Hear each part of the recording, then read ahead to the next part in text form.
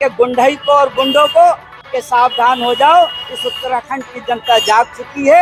अब ये ज्यादा तुम्हारी लफाबाजी की सरकार नहीं चलेगी। हम लाए हैं इस तूफान को कश्ती में डाल के। मैं तो ये कहता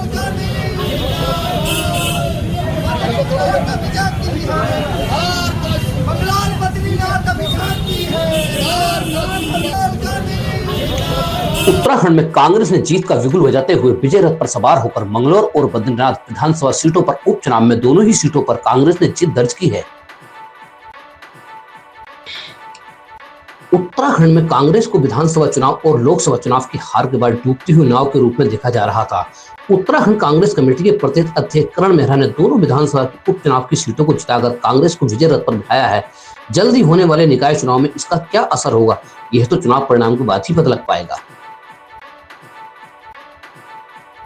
ये जीत इस बात का सबूत है कि भगवान बीजेपी से रुष्ट है, जिन्होंने सनातन धर्म का और शंकराचार्य जी का अपमान किया। ये उनके लिए सबक है।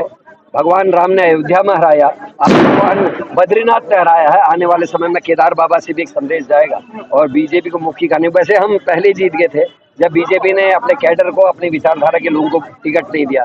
एक कांग्रेस के भगौड़े को और एक वो जो व्यक्ति हरियाणा से लोकदल का विधायक था उसको लाए, जिसको हरियाणा की बीजेपी ने लेने से इनकार किया। गौतम भाई से पता नहीं क्या सेटिंग थी, वो करने में बैठा के यहाँ लाए और यहाँ टिकट भी दे दिया।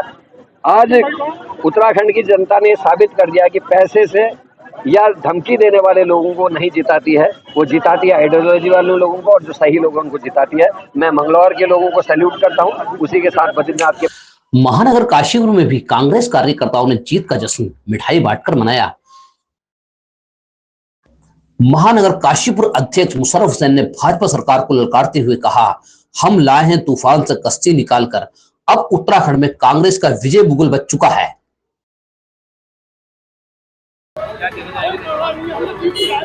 मैं सबसे पहले तो हमारे कांग्रेस पार्टी का कद्दावर नेता, हमारे मुखिया प्रदेश अध्यक्ष माननीय करण मेहरा जी को धन्यवाद देना चाहूँगा। उनके साथ साथ एक एक कार्यकर्ता कांग्रेस पार्टी का धन्यवाद देना चाहूँगा।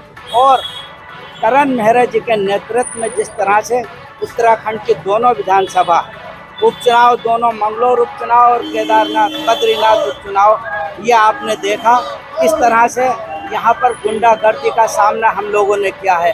मंगलौर उपचुनाव में हमारे लोगों को वोट तक नहीं डालने दिया गया। कांग्रेस पार्टी के जो कार्यकर्ता हैं, किस तरह से उन्होंने लोकतंत्र की हत्या की है। आज इस उत्तराखंड की जनता ने ये बता दिया गया कि आप भारतीय जनता पार्टी की गुंडागर्दी कतई बर्दाश्त नहीं होगी। और ये देखिए तो उसका नतीजा ये है कि आज उत्तराखंड में भारतीय जनता पार्टी ने इन्हीं दोनों सीटों के साथ साथ 13 सीटों पर उपचुनाव हुए थे, जिसमें 10 सीटों पर इंडिया गठबंधन कांग्रेस पार्टी के कार्यकर्ता और वहाँ के चुनाव विधायक बने हैं।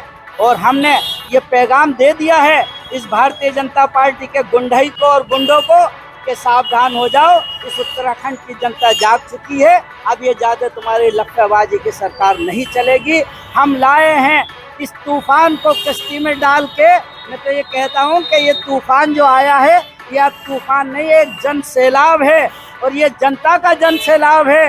ये सैलाब जब तक नहीं रुकेगा, जब तक काशीपुर का यहाँ का मेयर नहीं बनेगा, सन 2027 में यहाँ से विधायक बनेगा, कांग्रेस पार्टी जीतेगी। अब जनता मुंह तोड़ जवाब देने के लिए भारतीय जनता पार्टी को तैयार है। कांग्रेस पर नाव देखा जा रहा था, आगे ये नाव नहीं तैर पाएगी। तैरने के बाद तो ये नाव तैरने का सवाल नहीं है। अब तो जनता ने इस सड़क पर नहर बिछा दी है नाव तैरने के लिए, और नाव डाल दी गई है माननीय राहुल गांधी जी के द्वारा, करण मेहरा जी के द्वारा वो नाव डाल दी गई है।